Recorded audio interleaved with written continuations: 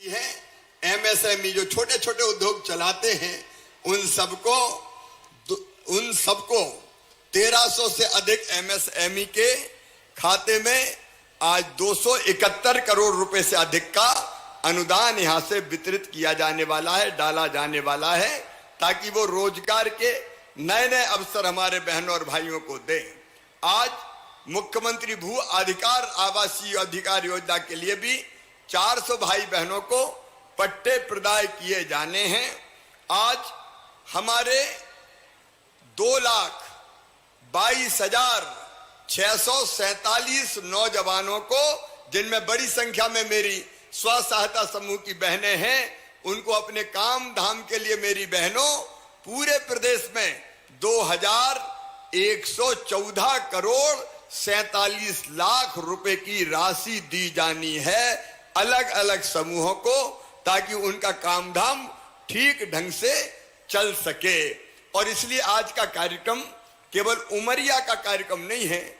आज के कार्यक्रम में उमरिया से पूरा मध्य प्रदेश जुड़ा हुआ है, और इसलिए पूरे मध्य प्रदेश में बैठे हुए सभी बहनों और भाइयों को भी मैं नमस्कार करता हूं।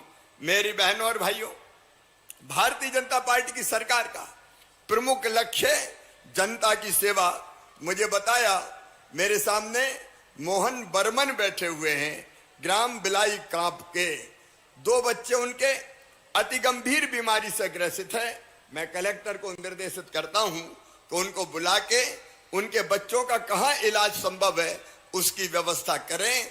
मैं पैसे की हम पूरी व्यवस्था करेंगे।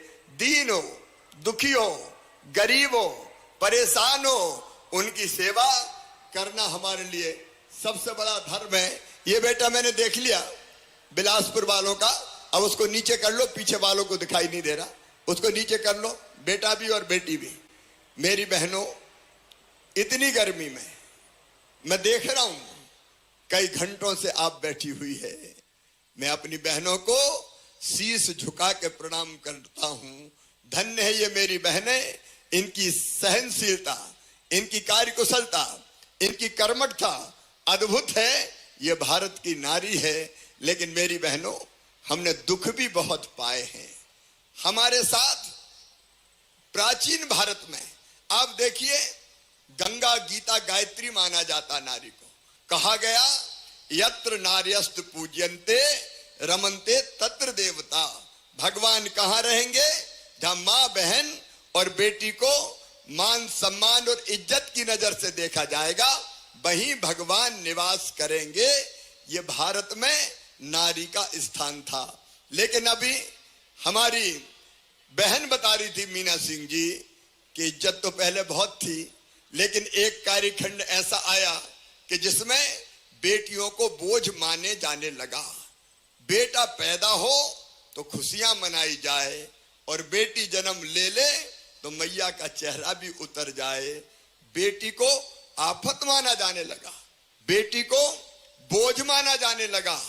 और वो स्थिति जब हम देखते थे, मेरा मन भी सोचता था, सच में मन में तकलीफ और पीड़ा होती थी कि एक ही मां की कोख से बेटा भी जन्म लेता है, बेटी भी जन्म लेती है, लेकिन बेटे को ज्यादा प्यार और बिटिया को कम लाड़। हे भगवान, ये क्यों होता है? आखिर बेटी भी तो भगवान ने ही भेजी है। बेटी के बिना दुनिया नहीं चल सकती। मैं अकेले उमरिया जिले की नहीं कह रहा, उमरिया तो फिर भी बहुत अच्छा जिला है। उमरिया वालों, आपको बारंबार प्रणाम, क्योंकि उमरिया में बेटी और बेटा में भेद नहीं किया जाता।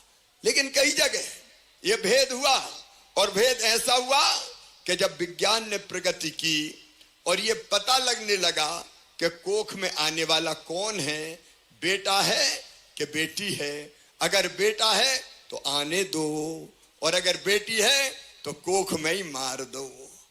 कोख को कत्ल खाना बना दिया कई लोगों ने, ये मैं सच्ची बात कह रहा हूं। और इसके कारण हालत ये हो गई कि 1000 बेटे पैदा होते तो बेटियां केवल 900 पैदा होती। अपने प्रधानमंत्री श्रीमान नरेंद्र मोदी जी जब गुजरात के मुख्यमंत्री थे, उन्होंने अभियान चलाया, बेटी बचाओ अभियान, बेटी पढ़ाओ अभियान। मध्य प्रदेश में हमने तय किया, मैं उस समय कहता था कई जगह कि भाई बेटियों के साथ ये भेदभाव क्यों करते हो? बेटी के बिना दुनिया नहीं चल सकती। बेटी है तो ही कल है। अरे बेटी नहीं बचाओगे तो बहू कहां से लाओगे? बताओ मेरी बहनों, बेटी अगर नहीं हुई तो बहू मिल सकती है क्या? अरे आज तो बोल के बताओ, मिल सकती है क्या? नहीं मिल सकती। और इसलिए बेटी के बिना सृष्टि नहीं चल सकती, बेटी के बिना ये दुनिया नहीं चल सकती। मन में तकलीफ होती थी, मन में पीड़ा होती थी। एक जगह एक सभा में मैं बोल रहा था कि बेटी को आने दो, तो एक बूढ़ी अम्मा खड़ी हो गई, बात बड़ी बड़ी कर रहा है, बेटी को आने दो, बेटी को आने दो। बेटी अगर आ गई और बड़ी हो गई तो शादी में दहेज का इंतजाम क्या तू करवाएगा? आ गया कहने बेटी आने दो, बेटी आने दो। मेरा माथा ठनक गया। मैंने कहा भैया शिवराज ऐसे काम नहीं चलेगा रे।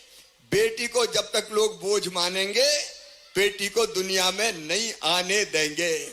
और इसलिए उस समय तो मैं कुछ नहीं कर सका, लेकिन इसके बाद जैसे ही मैं मुख्यमंत्री बना वैसे ही हमने तय किया मध्य प्रदेश में जितनी गरीब बेटियां हैं उनकी शादी अगर उनके माता पिता करना चाहेंगे तो उनकी शादी का पूरा खर्चा माता पिता नहीं उठाएंगे, मामा उठाएगा, भारतीय जनता पार्टी की सरकार उठाएगी।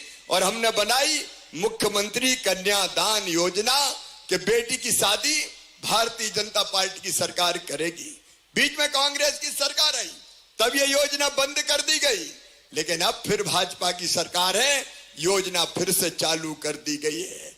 एक और बात आई मन में कि बेटी को जब तक बोझ मानेंगे नहीं आने देंगे, तो मेरे मन में एक भाव आया कि ऐसी कोई योजना बनाओ कि बेटी मध्य प्रदेश में लखपति पैदा हो, लखपति। अब मैं मुख्यमंत्री बना तो मैंने अपने अफसरों से कहा ऐसी योजना बनाओ कि बेटी लखपति पैदा हो। तो अफसर कहने लगे साहब ऐसा कैसे होगा, ये तो हो ही नहीं सकता। अरे हमने कहा बहुत आसान है, बेटी अगर पैदा हो तो 2 बेटियों तक उनके खाते में पैदा होते ही 30,000 रुपया जमा करवा दो और ब्याज लग के वो पैसा बढ़ता जाएगा। और जब बेटी बड़ी होगी तो 1 लाख से ज्यादा रुपया मिल जाएंगे। ये बनी लाडली लक्ष्मी योजना। और लाडली लक्ष्मी योजना में हमने यही तय किया कि बेटी 5वीं पास करके 6वीं में जाएगी तो 2,000, 8वीं पास करके 9वीं में जाएगी तो 4,000, 10वीं पास करके 11वीं में जाएगी तो 6,000, 12वीं में जाए तो फिर 6,000, कॉलेज में आए तो 12,500, कॉलेज पास करे तो फिर 12,500 और 21 साल की हो जाए तो सीधे 1 लाख रुपया बेटी के खाते में आ जाए, बेटी लखपति बन जाए। ये लाडली लक्ष्मी योजना बनी मेरी बहनों। और आज मुझे कहते हुए खुशी है 44,90,000 लाडली लक्ष्मी बेटी मध्य प्रदेश की धरती पर हैं, जिनकी पढ़ाई लिखाई की सब व्यवस्था अब भारतीय जनता पार्टी की सरकार कर रही है। प्रधानमंत्री श्रीमान नरेंद्र मोदी जी का आशीर्वाद मिल रहा है। मेरी बहनों केवल इतने ही नहीं, अभी मीना ने बिल्कुल सही बताया, मीना जी ने बिल्कुल सही बताया। हमने तय किया कि बहनों को अगर आगे लाना है तो चुनाव में, पंचायत के चुनाव, जनपद के चुनाव, नगर पंचायत के चुनाव, नगर पालिका के चुनाव, सब चुनाव में आधी सीटें बहनों के लिए रिजर्व करनी पड़ेगी। क्योंकि वैसे तो महिलाओं को कोई चुनाव नहीं लड़ने देता था। लड़ने देता था क्या? चुनाव तो कौन लड़ेंगे? बोले साहब लड़ेंगे। बहन क्या करेगी? बोले रोटी बनाएगी। तो साहब चुनाव लड़ रहे, बहन दिन भर चूल्हे के सामने बैठ के रोटी थोपने का काम कर रही है। कोई राज चलाने नहीं देते थे।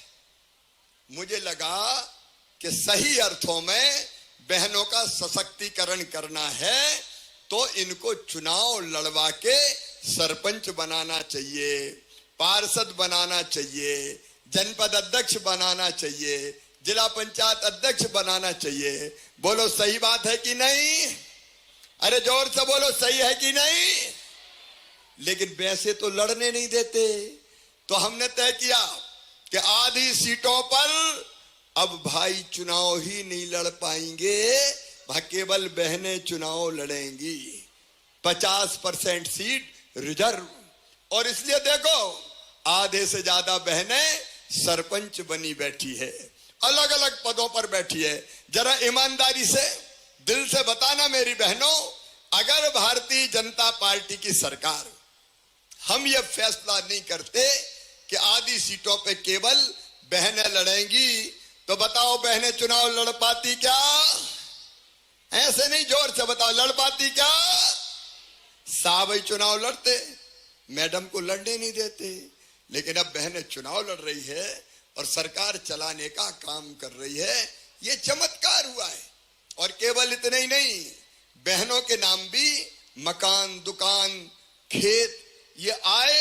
इसलिए एक काम और किया, अभी अगर कोई चीज खरीदनी होती थी परिवार में तो कौन के नाम खरीदते थे? आदमी के नाम, पुरुष के नाम, औरत के नाम कोई नहीं खरीदता था।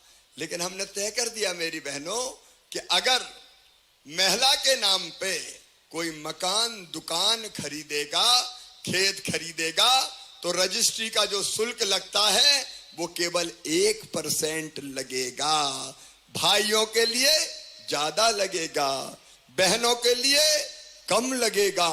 तो कई जगह पतिदेव ने कहा तेरे नाम मकान खरीद रहा हूं क्योंकि रजिस्ट्री का पैसा बचेगा। तो धीरे धीरे बहनों के नाम संपत्ति खरीदी जाने लगी और महिला सशक्तिकरण हो गया।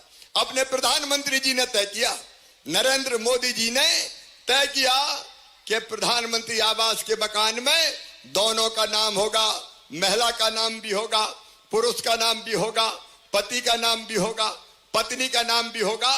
तो बहनों के नाम संपत्ति खरीदी जाने लगी। ऐसी एक नहीं कई योजनाएं कांग्रेस ने कभी नहीं बनाई, बनाई तो भारतीय जनता पार्टी की सरकार ने बनाई, हमने बनाई। लेकिन इसके बाद भी संतोष नहीं था।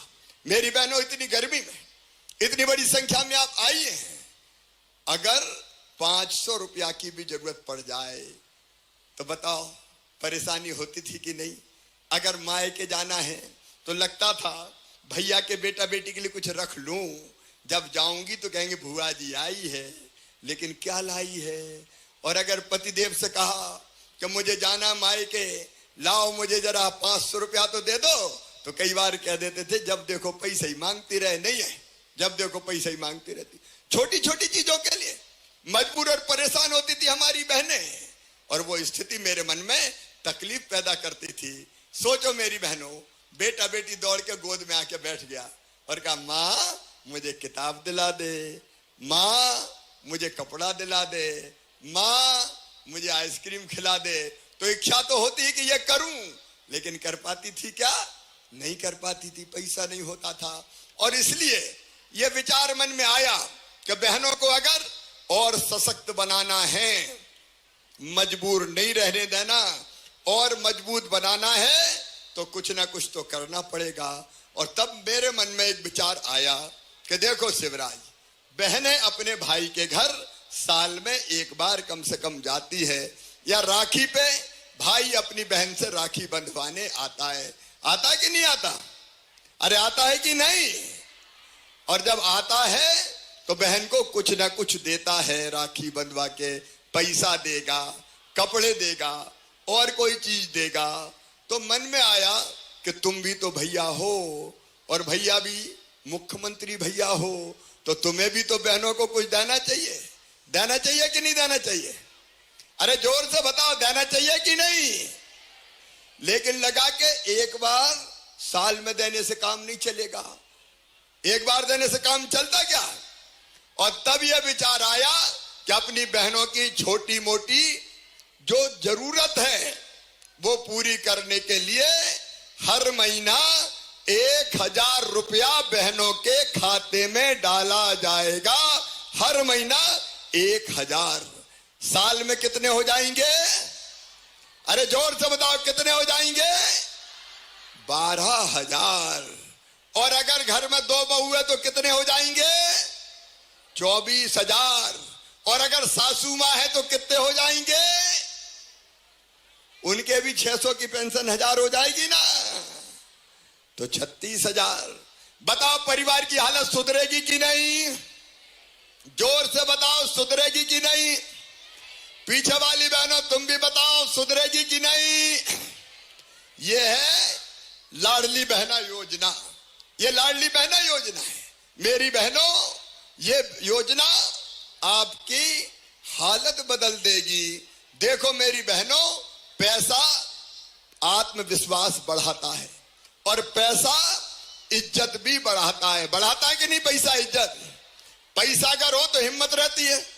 अरे हिम्मत रहती कि नहीं? पैसा हो तो हिम्मत रहती है कि जेब में पैसा है और पैसा है तो जरूरत पूरी करेंगे। पैसा अगर होगा तो सास और बहू का प्रेम भी बढ़ जाएगा। फिर सास कहेगी बहू के हर महीना 1000 रुपया आ रहे हैं तो रोटी में घी चुपड़ चुपड़ के खिलाओ। बहू की इज्जत बढ़ जाएगी।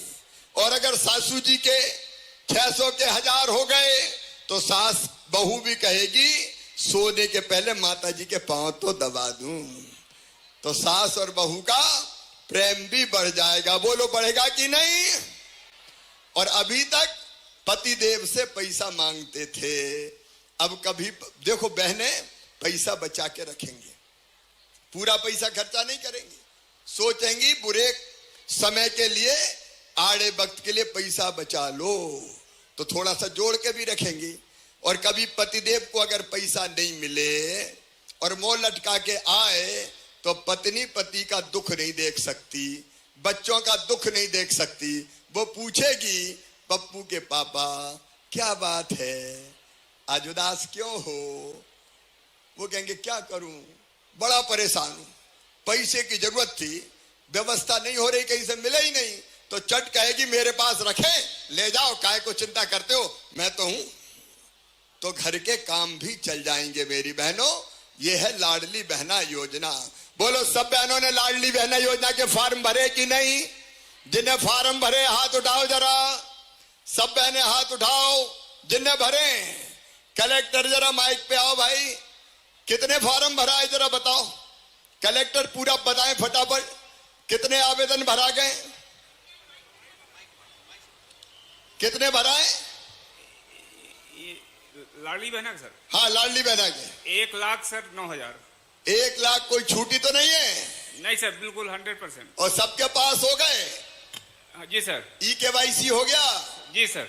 बैंक से जुड़ गए खाते? हाँ सर।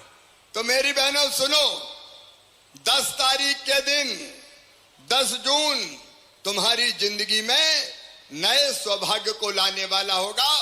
10 जून को पहली बार तुम्हारे खाते में 1000 रुपया डाल दिए जाएंगे 10 जून को।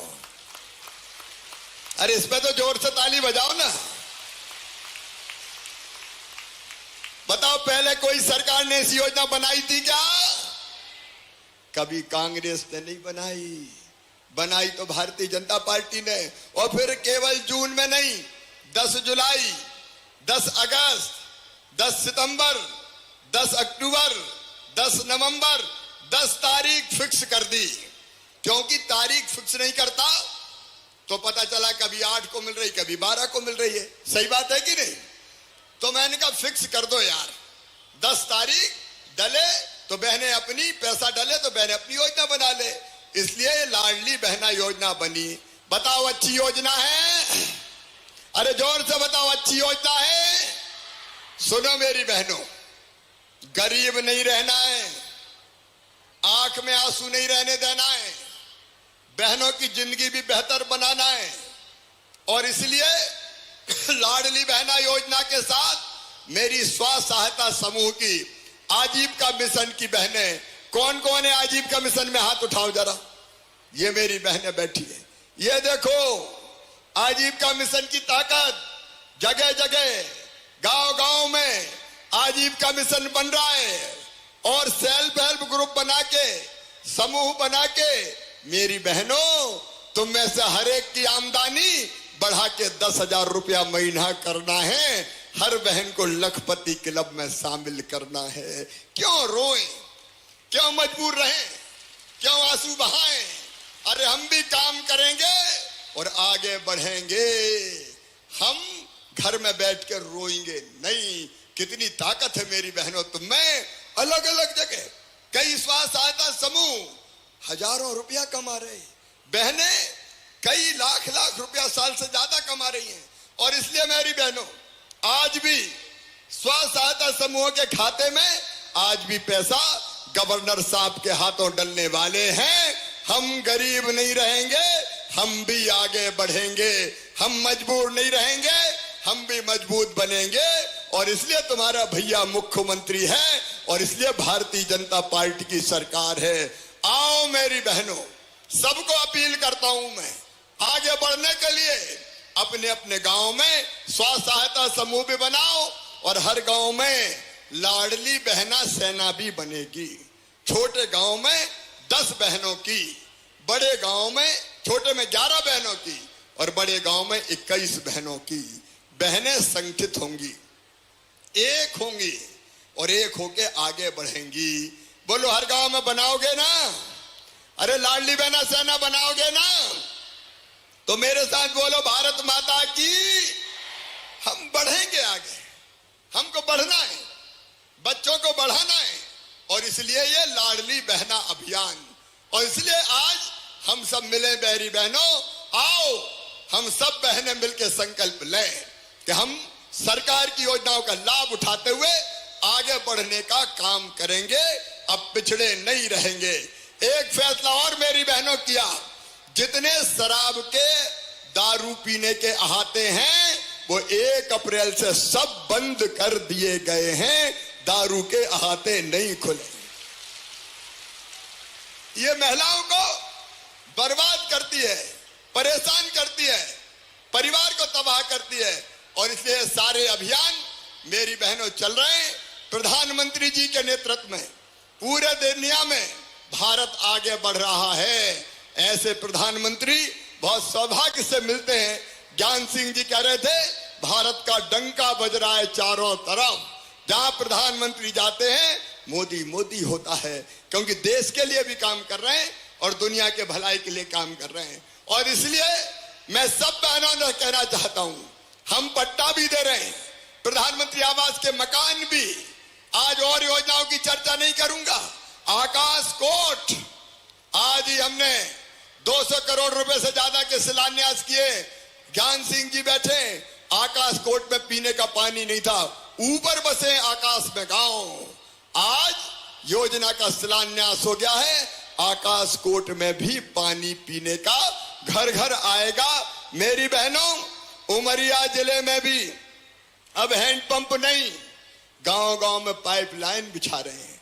पाइपलाइन बिछा के टोटी वाला नल लगा के आपके घर पीने का पानी देंगे, ताकि टोटी खोलो तो झरझर पानी आ जाए, गुंड और गघरा भर जाए, हैंडपंप की खटर पटर खत्म हो जाए। बोलो होना चाहिए कि नहीं? जोर से बोलो होना चाहिए कि नहीं? तो आज ऐसी अनेकों योजनाओं का शिलान्यास किया गया है, लोकार्पण किया गया है, कई खातों में पैसा जाएगा। अभी स्व सहायता समूह के खातों में भी पैसा जाएगा। आओ मेरे बहनों और भाइयों, हम संकल्प लें प्रधानमंत्री नरेंद्र मोदी जी के साथ चलने का, हम संकल्प लें भारतीय जनता पार्टी की सरकार के साथ चलने का, हम संकल्प लें भैया और मामा के साथ चलने का, हम संकल्प लें गरीबी दूर करने का, हम संकल्प लें उमरिया जिले को आगे बढ़ाने का। और इसलिए आज गवर्नर साहब भी हमारे बीच आए हैं। जब आज हम यहाँ आए तो हमारी बहन मीना सिंह जी ने भी, शिव नारायण जी ने भी, और ज्ञान सिंह जी यहाँ के बहुत लोकप्रिय नेता है, उन्होंने भी कई काम मुझे बताए हैं। पहले जो हुआ है वो सब काम आपके ध्यान में है। एक काम शिव नारायण ने बताया, बिलासपुर में डिग्री कॉलेज का, शिव नारायण बिलासपुर में डिग्री कॉलेज प्रारंभ कर दिया जाएगा। पिनौरा स्वास्थ्य केंद्र का उन्नयन कर दिया जाएगा। आपने अलग अलग निगहरी सामुदायिक स्वास्थ्य केंद्र की बात की, उसको भी हम खोलेंगे। निपनिया में लिफ्ट इरिगेशन की बात की, तो परीक्षण करा के तकनीकी दृष्टि से अगर साध्य होगा तो निपनिया में लिफ्ट इरिगेशन की योजना प्रारंभ की जाएगी। आपने चंदिया रेलवे ब्रिज की बात कही है, रेलवे से बात करके चर्चा करके केवल एक फाटक वाला आपका रह गया है, तो उसको भी रेल मंत्री जी से चर्चा करके उसको भी हम ब्रिज में तब्दील करने का, परिवर्तित करने का काम करेंगे। ऐसे आपने और कुछ दाऊ ने बताया, अलग अलग आकाश कोट में प्रतिमा रघुनु साय शंकर साय जी की लगा दी जाएगी दाऊ। माता शिवरी की मूर्ति की बात कही आपने, तो कहां लगनी कौल समाज के मित्रों से बात कर लेते हैं, वो भी काम हम करेंगे। आपने उचहरा में महाराणा प्रताप जी की प्रतिमा की बात कही है, तो वहां भी महाराणा प्रताप जी की प्रतिमा लगाएंगे। निपनिया की बात मैंने कही दी। बहन मीना सिंह जी ने अपने क्षेत्र के बारे में भी वो चाहती थी कि वहां भी दौरा हो, बाद में मैं जरूर आऊंगा। लेकिन अमरपुर में तहसील का दर्जा हो, लेकिन बरबसपुर अमरपुर इनका झगड़ा खत्म करना पड़ेगा। पिछली बार कहीं का झगड़ा हो गया था, वो झगड़ा मिटाना पड़ेगा। तो अमरपुर को तहसील का दर्जा दे दिया जाएगा। और बरबसपुर और अमरपुर तो पास पास में है ना, दूर है, 70-80 किलोमीटर। ठीक है, तो अमरपुर और बरबसपुर दोनों को तहसील बनाने के लिए परीक्षण करके कौन कौन से गांव आएगा आगे कार्रवाई करेंगे, ताकि वहां की जनता को सुविधा मिले। मानपुर सामुदायिक स्वास्थ्य केंद्र को उन्नयन कर दिया जाएगा। इंदरबार प्राथमिक स्वास्थ्य को भी आपने उन्नयन करके सामुदायिक स्वास्थ्य केंद्र बनाने की बात कही है, उसको भी हम आगे बढ़ाएंगे। कुछ आपने high school, higher secondary school की बात कही है, तो उस पर भी हम निश्चित तौर पर कार्रवाई करेंगे। हायर सेकेंडरी सीएम राइज के कारण अभी बंद है, तो फिर से विचार करेंगे। अच्छा, भरेबा में भी महाविद्यालय खोल देंगे। आदिवासी जिला यार शिवराज, काय की कंजूसी करना रे, खोलते जाओ उमरिया जिले में। ये वह जिला ऐसा है जो बहुत प्यार और आशीर्वाद देता है। भारतीय जनता पार्टी को भी प्यार और आशीर्वाद मिलता है। आपका आशीर्वाद भारतीय जनता पार्टी को मिलता है। हम भी विकास में कोई कसर नहीं छोड़ेंगे। मेरे प्रिय बहनों और भाइयों, इतनी देर तक इतनी गर्मी में आप बैठे रहे, मैं आपका, अब वो बाद में बता देना, बाद में देख लेंगे उधर आना है कि नहीं आना है। ठीक है, तो अभी तो हम गवर्नर साहब को सुनेंगे, क्योंकि उनका मार्गदर्शन हमारे लिए बहुत आवश्यक है। एक बार मेरे साथ मिलकर सब संकल्प करो कि जो हमारे लिए काम करेगा हम भी उसके साथ रहेंगे। बोलो तैयार हो? इधर वाली बहनें भी बताएं तैयार हैं, उधर वाले भी तैयार हैं। तो आइए मेरी बहनों, संकल्प लें। हम मोदी जी के साथ चलेंगे, हम मामा के साथ चलेंगे, भारतीय जनता पार्टी की सरकार के साथ चलेंगे, गरीबी दूर करेंगे, खेतों में पानी लाएंगे, नौजवानों को रोजगार दिलाएंगे, बच्चों की ठीक पढ़ाई करेंगे और आगे बढ़ेंगे। ये संकल्प लेने के लिए मेरे साथ दोनों हाथ ऊपर उठा के, इधर भी और इधर भी, दोनों मुट्ठी बांध के भारत माता की जय बोलेंगे। बोलिए भारत माता की, भारत माता की, भारत माता की। और बिना किसी विलंब के अब मैं मध्य प्रदेश के गवर्नर साहब, हमारे प्रिय राज्यपाल श्रीमान मंगू भाई पटेल जी से प्रार्थना करता हूं कि वो आए और इस विशाल जन समूह को संबोधित करें। हम गवर्नर साहब को सुनेंगे। माननीय मंगू भाई पटेल जी।